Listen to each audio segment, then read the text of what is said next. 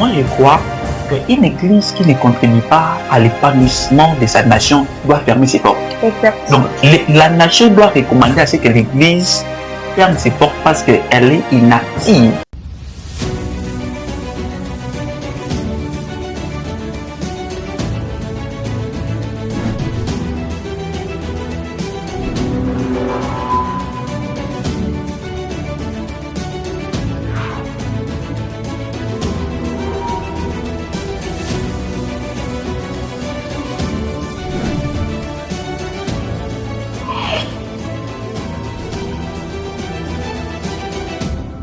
Bonjour chers téléspectateurs, bienvenue à notre nouvelle édition de l'émission Le Mystère dévoilé sur notre chaîne Eco du Ciel TV.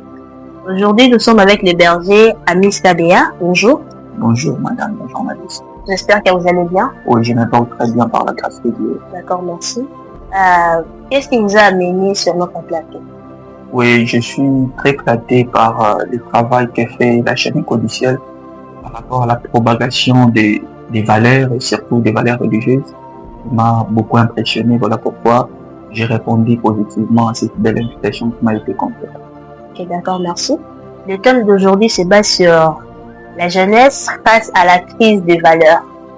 Qu'en pensez-vous de la jeunesse? Ah oui, déjà, la jeunesse, comme vous pouvez le constater, que la jeunesse est une période dans la vie parce que la vie d'un homme est faite d'une enfance, d'une jeunesse aussi, de la vieillesse.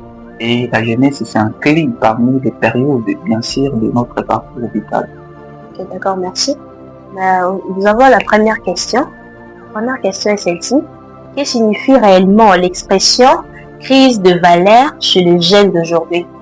Ah oui, déjà, le mot crise, c'est un mot qui est polysémique, c'est-à-dire, c'est un mot qui a plusieurs significations, mais à la logique de cette thématique, nous comprenons que quand on parle de la crise, on parle d'une carence, on parle d'un manque. C'est-à-dire, le mot crise veut simplement dire le dysfonctionnement de quelque chose. Donc, quelque chose qui devrait normalement travailler. Et lorsque la chose ne fonctionne pas, on parle de crise. Alors, quand on parle de crise des valeurs, on parle aussi de ces manques de valeurs, soit au dysfonctionnement des bonnes valeurs dans une génération. D'accord, merci. Voici la deuxième question. Quelles sont les principales causes de perte de valeurs morales et civiques chez les jeunes? Ah oui, il y a plusieurs causes de perte de ces valeurs au milieu de la jeunesse. J'aimerais épingler quelques causes pour ne pas prendre trop du temps. Okay. À savoir que chaque chose a une source, chaque chose a une cause. En médecine même, on parlera de l'étiologie et de la sémiologie. On parle des causes aussi, on parle des symptômes. Alors, parmi les causes qui créent vraiment cette carence des valeurs, nous voyons déjà la négligence éducative. Vous pouvez remarquer qu'aujourd'hui, il y a une négligence éducative. Donc la négligence qui provient des milieux éducatifs, notamment la famille, l'école, l'église, qui devraient sûrement faire le travail comme il fallait, alors que lorsqu'ils ne font pas ces travaux, ça nous conduit petit à petit à cette légèreté et à cette dépravation des mœurs dans cette génération. D'accord, merci. Berger Amis, merci pour votre réponse. Mais sur ce que vous venez de dire, qu'est-ce que les jeunes qui nous suivent sur notre chaîne Eco du Ciel TV peuvent faire pour s'en sortir de la crise de valeur? Oui, une très belle question. J'aimerais m'adresser particulièrement aux téléspectateurs qui nous suivent de partout. Pour s'échapper à cette carence de valeurs, je crois, la première des choses qui nous est demandée, c'est ce qu'on appelle la conscience. Parce que nous ne pouvons jamais s'échapper à un bon si les jeunes ne prennent pas conscience de ce qu'ils devraient faire normalement. Parce que vous savez que la jeunesse est caractérisée par la force. Nous devons prendre la conscience de comment nous pouvons utiliser notre force. Nous allons l'utiliser dans les mauvais, nous allons l'utiliser dans les bons. Cette conscience, c'est ça qui remettra au centre de notre société congolaise la présence des valeurs. Merci. La troisième question. Pensez-vous que les réseaux sociaux contribuent aussi dans cette crise des valeurs? Effectivement, parce que vous devez aussi savoir que le couteau n'a jamais été mauvais. C'est l'utilisation du couteau qui rend les services qui produisent mauvais. Je crois que les réseaux sociaux d'office n'a pas été mauvais ou n'a pas été intentionnellement créé pour de mauvaises intentions. Mais l'utilisation des réseaux sociaux, les contenus des réseaux sociaux aujourd'hui deviennent une source très agressive face à cette crise que nous vivons aujourd'hui. Vous verrez des contenus obscènes, des contenus maladroits. Alors ça ne permet pas que l'éducation croisse. Et je crois que d'une partie, les réseaux sociaux contribuent aussi à cette crise des valeurs. D'accord, merci. La quatrième question. Quel est le rôle de la famille dans la transmission de valeurs aux jeunes? Oh wow, c'est une très belle question. Vous savez, la famille est le premier milieu éducatif de l'enfant. Déjà, la qualité de l'éducation de la famille détermine aussi la marche de l'enfant. Permettez-moi d'être un peu religieux. La Bible déclare que instruisez l'enfant selon le voie qu'il doit suivre. Quand il sera grand, il ne s'en détournera pas. Quand on parle d'instruire les enfants, on parle déjà de l'éducation de base qui proviennent sûrement de la famille. La famille a une grande responsabilité, celle d'assumer avec modération, avec rigueur, l'éducation afin de protéger la future génération face à cette crise. Ok. Berger Alice, que pensez-vous des enfants qui sont des orphelins, des sans-abri, des enfants qui vivent dans la rue? Oui, déjà pour cette question, vous devez savoir, il y a un niveau de l'éducation qui s'en charge de la famille, mais il y a aussi une autre dimension qui s'en charge de l'État. Je crois que l'État a aussi la responsabilité de pouvoir encadrer les enfants sans abri. Bien sûr. On ne peut jamais les négliger parce qu'ils sont des enfants, ils ont droit à l'éducation. Voilà pourquoi je crois qu'on a même disposé d'une gratuité d'enseignement pour permettre aux sans-abri, aux orphelins, d'apprendre, d'acquérir aussi des compétences et des valeurs. Donc moi je crois que l'État a cette responsabilité de pouvoir assumer ses devoirs selon ce qui est écrit dans notre constitution, que l'enfant a droit à la scolarité, peu importe son rang social. Ouais, c'est ça.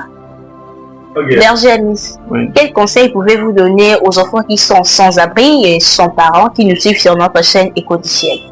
Merci beaucoup. Je m'adresserai à ces enfants sans abri avec un petit appui biblique. Vous savez, la Bible dit de la poussière, il retire les indigents.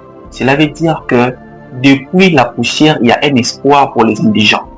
Je crois que ces enfants de la rue ne peuvent jamais désespérer. Ils doivent avoir un espoir positif parce que c'est pas d'où ils viennent qui déterminera là où ils iront.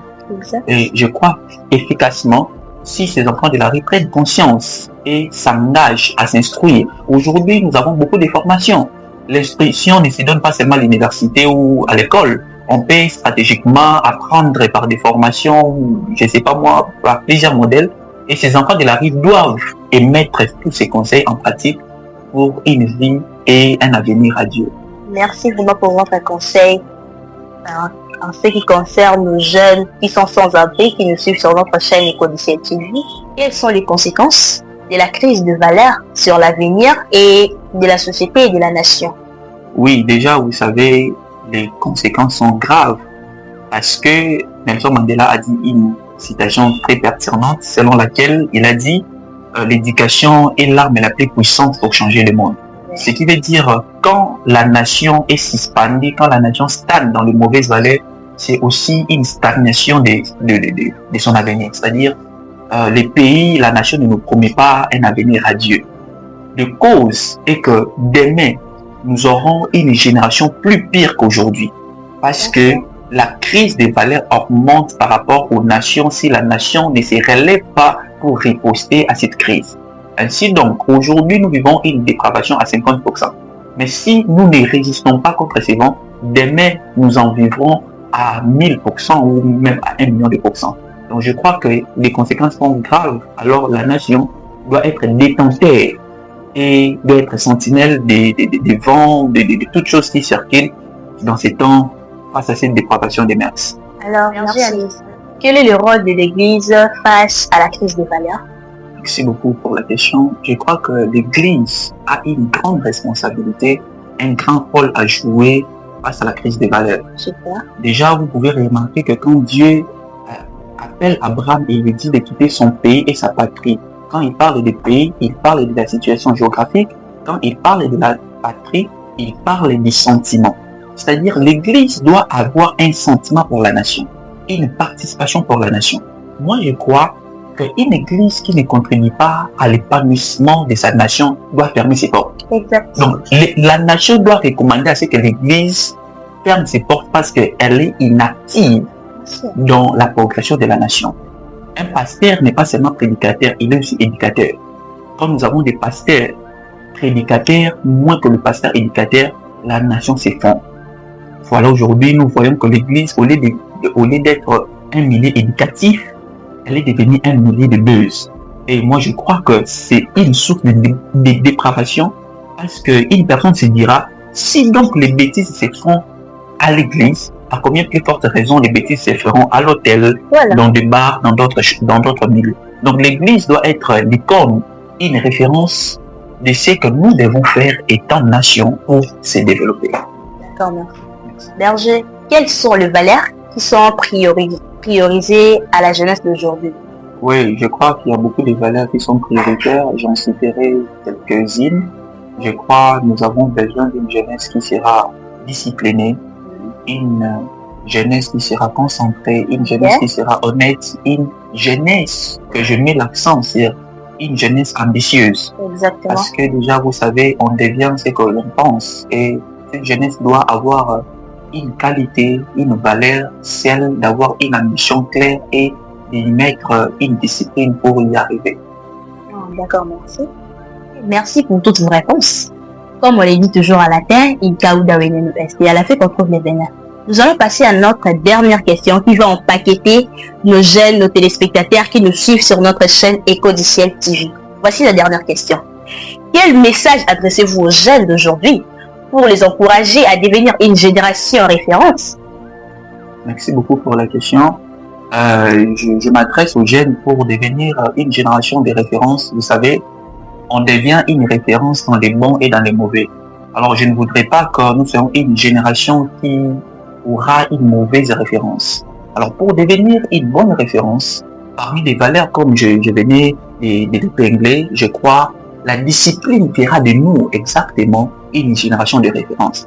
Parce qu'on peut se référer que de la personne qui s'est disciplinée à une génération pleine de crises. Une personne qui ne se lasse pas facilement aux femmes, une personne qui ne se livre pas à des choses qui sont patafioles, je dirais, à des choses qui ne servent à rien. Donc je crois que cette génération doit nous prendre comme modèle parce que nous sommes des hommes disciplinés. Car en armée, on dit la discipline est la mère des armées. Et si ces principes s'appliquaient dans tous les domaines, je crois que nous aurons une génération très affinée. Bien sûr, merci beaucoup. Merci très chers téléspectateurs de nous avoir suivis sur notre chaîne Écho du Ciel TV. Merci au berger Amis. Berger, est-ce que vous avez un mot à dire à nos téléspectateurs qui nous suivent? Merci beaucoup à celui qui a disposé son temps afin de nous suivre. Et je crois que cette série d'interventions sera une bénédiction et une réformation. Je dédie cette émission à toutes les personnes qui me sont chères, notamment à mes potes, à mon entourage, my belt. Je vous aime beaucoup de partout où vous êtes. À l'Europe, aux États-Unis, à tous ceux qui nous suivent à l'étranger, je crois que la chaîne Écho du Ciel restera la meilleure chaîne des bonnes informations, des bons enseignements. Ciao, merci. Merci à tout le monde qui nous a suivis sur notre émission. Merci à l'équipe technique et merci à notre réalisateur Sam MDG et merci à notre ambassadrice Véronèse. Et un grand merci à tous ceux qui nous suivent sur notre chaîne Écho du Ciel TV. Nous nous retrouvons à la prochaine émission. Bye. Merci.